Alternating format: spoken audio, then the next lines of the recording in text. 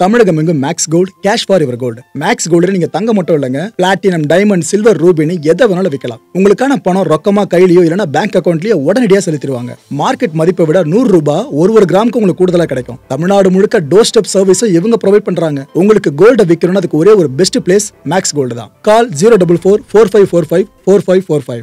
வணக்கம். Big topic with Karthik மாய்குமார். ஒரு பக்கம் அஜித் குமார் அவர்கள் ரேசிங்ல பின்னி பெடல் எடுத்துட்டு இருக்காங்க, நிம்மதியா இருக்காங்க. இன்னொரு பக்கம் ரஜினிகாந்த் அவர்கள் படங்களை நடிச்சு ஹிட் மேல ஹிட் கொடுத்துட்டு இருக்காரு. இமயமலைக்கு ஆன்மீக யாத்திரை போயிருக்காரு, நிம்மதியா இருக்காரு. விஜய் அவர்கள் இதை பத்தி தான் முழுக்க பேச போற நிகழ்ச்சிக்குள்ள போலாம்.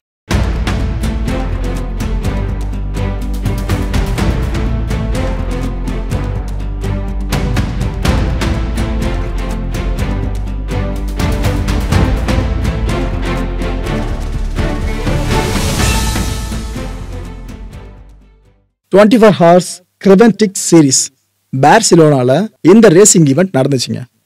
இதுல அஜித் குமார் ரேசிங் டீம் இருக்குல்ல, அந்த டீமும் கலந்துக்கிட்டாங்க, ஜெயிச்சிருக்காங்க. ஒட்டு மொத்தமா பாயிண்ட்ஸ் எடுத்து பாத்தீங்கன்னா 3வது இடத்த இந்த டீம் பிடிச்சிருக்காங்க. அவருக்கு பெரிய சந்தோஷம். அதாவது 30 படம் ஹிட் ஆகிறத விட 3வது இடம் பிடிச்ச இந்த விஷயம் இருக்குல்ல, அது அவருக்கு அவ்வளவு சந்தோஷத்தை கொடுத்துருக்குங்க அஜித் அவர்களுக்கு. ஏன்னா நீங்க பினான்சியலா கொஞ்சம் சவுண்ட் ஆகிறதுக்காக ஒரு வேலையை செய்வீங்க, அதன் மூலமா பெரிய ரெக்கக்னிஷன் எவ்வளவு கிடைச்சாலும் ஓகேன்ற மாதிரி தான் போயிட்டு இருக்கோம். ஆனா உங்க மனசுக்கு ரொம்ப பிடிச்ச கனவு இருக்குல்ல, அது சின்ன ரெக்கக்னிஷன் கிடைச்சா கூட அது பெரிய விஷயமா தெரியும். இப்ப அந்த மனநிலையில தான் அஜித் அவர்கள் இருக்காங்க, ரொம்ப நிம்மதியா இருக்காங்க. துணை முதலமைச்சர் உதயநிதி ஸ்டாலின் அவர்கள் இவரு அஜித் அவர்களை வாழ்த்தியும் பயங்கரமா பாராட்டி நன்றி தெரிவிக்கிற வகையில ஒரு பதிவையே போட்டிருக்காப்ல. அந்த பதிவை பார்த்துட்டு வந்துருங்க, இதுக்கப்புறம் தொடர்ந்து பேசுவோம். நடிகரும் நண்பருமான அஜித் குமார் சாரின் Ajith Kumar racing team Creventic 24H European endurance championship series 2025 ஒட்டுமொத்தமாக 3ஆம் இடம் ஓவரால் P3 பிடித்தது அறிந்து மகிழ்ந்தோம். இந்த வெற்றியின் மூலம் சர்வதேச அளவில் கார் பந்தயத்தில் இந்தியாவையும் தமிழ்நாட்டையும் பெருமையடைய செய்துள்ள அஜித் சாருக்கும் அவருடைய குழுவினருக்கும் நம்முடைய வாழ்த்துக்களை தெரிவித்துக் கொள்கிறோம். இந்த சர்வதேச போட்டியின் போது நம்முடைய தமிழ்நாடு விளையாட்டு மேம்பாட்டு ஆணையத்தின் SDAT லோகோவை கார் ரேசிங் உபகரணங்கள் மற்றும் ஜெர்சியில் பயன்படுத்தியதற்காக தமிழ்நாடு அரசு சார்பில் நன்றி தெரிவித்து மகிழ்கிறோம். அஜித் குமார் ரேசிங் டீம் டிராக்கில் இன்னும் பல வெற்றிகளை குவிக்கட்டும். அந்த பதிவை பார்த்துட்டு பல பேர் என்ன நினைச்சாங்க, ஓஹோ அப்ப தமிழ்நாடு அரசு தான் ஃபுல்லா ஸ்பான்சர் பண்றாங்களா அஜித் அவர்களுக்கு? அப்படின்னா ஒரு பக்கம் விஜயை எதிர்க்கிறதுக்காக அஜித்தை ஃபுல்லா களமிறக்கி விட போறாங்களா என்ன? அவரோட ஃபேன் பஸ் DMK அறுவடை பண்ண போறாங்களா என்ன? அது இதுன்னு பேச ஆரம்பிச்சிட்டாங்க. தமிழ்நாடு கவர்மெண்ட் எங்கேயுமே சொல்லல நாங்க தான் அஜித்துக்கு ஃபுல்லாவே ஸ்பான்சர் பண்றோம்னு. ஆனா அந்த பதிவை பார்த்த பல பேர் அப்படி நினைச்சிட்டாங்க. இதுக்கான ஒரு விளக்கம் அஜித் அவர்கள் தரப்புல இருந்து கொடுக்காமையா இருக்கும், வந்துருச்சுங்க. என்னென்ன சொல்லியிருக்காப்ல, ஒரு நன்றியே சொல்லியிருக்காப்ல, அது கூடிய சேர்த்து அதையும் சொல்லிடுறேன். சென்னையில நடந்த மோட்டார் ஸ்போர்ட் இருக்குல்ல, இது ஆக்சுவலா கவர்மெண்டோட பெரிய ஒரு முயற்சிங்க. இது ஒரு பெரிய ஊக்கமா எல்லாருக்கும் அமைஞ்சிருக்கு. இதுக்கு நான் நன்றி கடன் செலுத்த முடிவு பண்ணேன். தமிழ்நாடு விளையாட்டு மேம்பாட்டு ஆணையம் இருக்குல்ல, SDAT, இதோட லோகோவை நான் பயன்படுத்துறதுக்கு கவர்மெண்ட் கிட்ட அனுமதி கேட்டேன், கொடுத்துட்டாங்க. அதுக்கப்புறம் அந்த ஒரு லோகோவை நான் பயன்படுத்துறேன். புரியுதா? அவரோட வாகனம் சார்ந்த இந்த விஷயத்த சொல்றாரு. இந்த SDAT முக்கியமான லைன் இதுதான். இந்த SDAT எனக்கு ஸ்பான்சர் எதுவும் பண்ணல, நான் யாருக்கிட்டே ஸ்பான்சர் கேட்கிற பழக்கம் எனக்கு கிடையாதுன்னு எல்லாருக்கும் தெரியும்னு நினைக்கிறேன். சோ நான் ஸ்பான்சர் சார்ந்து யாருக்கிட்டையும் கேட்கல, அவங்க எனக்கு பண்ணல. பல விளையாட்டுகளுக்கு SDAT ரொம்ப நிறைய நல்லது செஞ்சுக்கிட்டு இருக்கு அப்படின்னு மனசார பாராட்டவும் செஞ்சாரு. எனக்கு தெரிஞ்சு முக்காவாசி இந்த ஸ்டேட்மெண்ட்ல பாத்தீங்கன்னா ஒரு சம்பிரதாய வார்த்தைகள் தான். இங்க சொல்லியிருக்காருல ஸ்பான்சர்ஷிப் சார்ந்த விஷயம், இதுக்காக தான் இந்த ஒட்டுமொத்த அறிக்கைன்னு சொல்லிக்கலாம். Okay right. வர டிசம்பர் மாசம் மலேசியால ஏசியன் லீமேன் சீரிஸ் ஒன்று நடக்குதுங்க. இதுலயும் அஜித் அவர்கள் டீம் களமிறங்குறாங்க. இதுக்காக தயாராயிட்டு இருக்காங்க பாருங்க, ஃபுல் பிளட்ஜா தயாராயிட்டு இருக்காங்க அந்த ஒட்டுமொத்த டீமும்.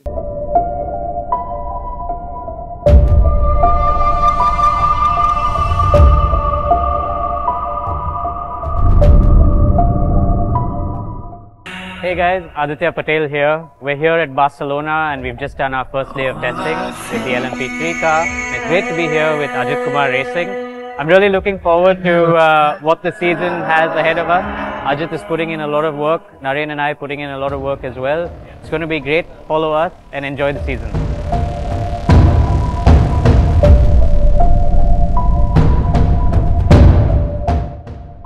Naren Karthikeyan here, driving with Ajit Kumar Racing in the LMP3 car. It's the first time for us here in Barcelona.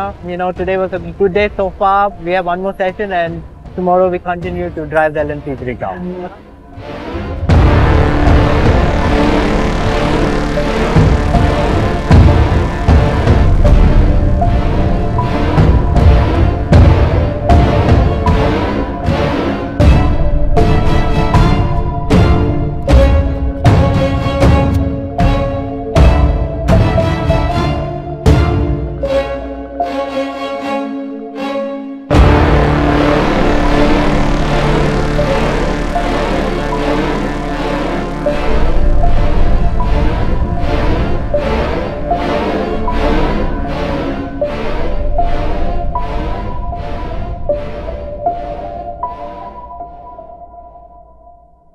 F1 படத்துல சானியா பாக்குற மாதிரி இருக்குல்ல இந்த ஃப்ரேம் பாக்குறதுக்கு.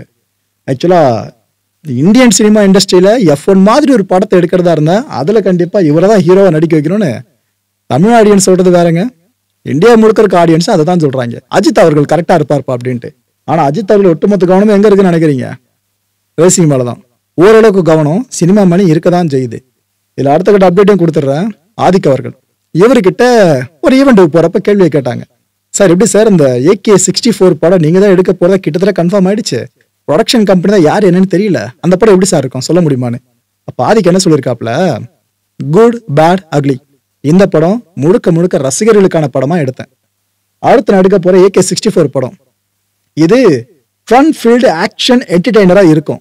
ஃபேமிலி ஆடியன்ஸ்க்கு ரொம்ப பிடிக்கும். அஜித் சாரோட ஃபேன்ஸுக்கு ரொம்ப ரொம்ப பிடிக்கும். இந்த படம் எல்லாரும் கொண்டாடும்படியான படமா இருக்கும்னு அவர் அஷூரன்ஸ் கொடுத்திருக்காரு. அவர் உண்மையை நம்ம புரிஞ்சுக்கிட்டே ஆகணுங்க. இதுக்கு முன்னாடி சினிமா இண்டஸ்ட்ரி சார்ந்து அஜித் அவர்களுக்கு இருந்த அந்த கிரேஸ் இருக்குல்ல, அதை விட பல மடங்கு அதிகமா ரேசிங் பக்கம் திரும்பிடுச்சு. இதை நம்ம எல்லாம் புரிஞ்சுக்கிட்டே ஆகணும். அதை விட்டு வருஷத்துக்கு 2 படம் கொடுங்க 3 படம் கொடுங்க பல பேர் என்ன நச்சரிச்சிட்டு இருக்காங்க. ஆனா அவரோட தாட்டையும் நம்ம மதிச்சாகணும் இல்லையா? Okay, spirit of Indian cinema on to the international racing stage. இந்த விஷயத்த நாம சும்மா வார்த்தையா சொல்றது வேற, ஆனா அதை செஞ்சு காட்டுறது வேற. அதுவும் உலகமே திரும்பி பார்க்குற ரேசிங்ல. உலகத்துல பணக்கார ஸ்போர்ட்ஸா கருதப்படுறதுல மிக முக்கியமானது இதுதானே ரேசிங் கேட்டகரி. இது சார்ந்த அந்த ஸ்பிரிட் ஆஃப் இந்தியன் சினிமா இருக்குல்ல, அதை நீங்க பார்க்க வேணாமா? பாருங்க அஜித் குமார் ரேசிங் டீம் சார்ந்து.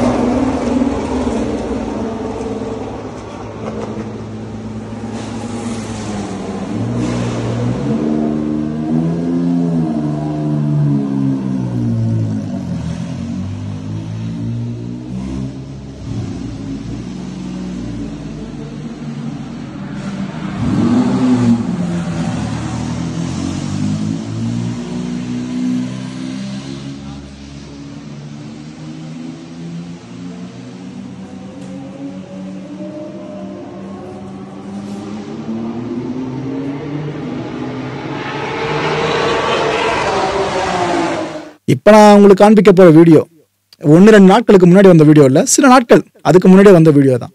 ஆனால் அதில் அவர் சொல்லியிருந்த விஷயம் அதை நாங்கள் வெளிக்கொண்டு வந்து தவறிட்டேன், அதனால இப்போ கொண்டு வரேன். என்ன ப்ரொமோட் பண்ணாதீங்க, இந்த மோட்டார் ஸ்போர்ட் இருக்குல்ல அதை ப்ரொமோட் பண்ணுங்க அப்படின்னு எத்தனை பேர் வாயிலிருந்து வரும்னு நினைக்கிறேன் இந்த வார்த்தைகள்லாம். இதனால தான் அஜித் சாரை அவரோட ஃபேன்ஸ் எந்த அளவுக்கு தலையில தூக்கி வச்சு ஆடுறாங்க போல இருக்கு. ஆனாலும் இது போல வார்த்தைகளை சொல்றதுக்கு ஒரு தனி கட்ஸ் வேணும் மக்களே, அதான் அவர்கிட்ட இருக்கு.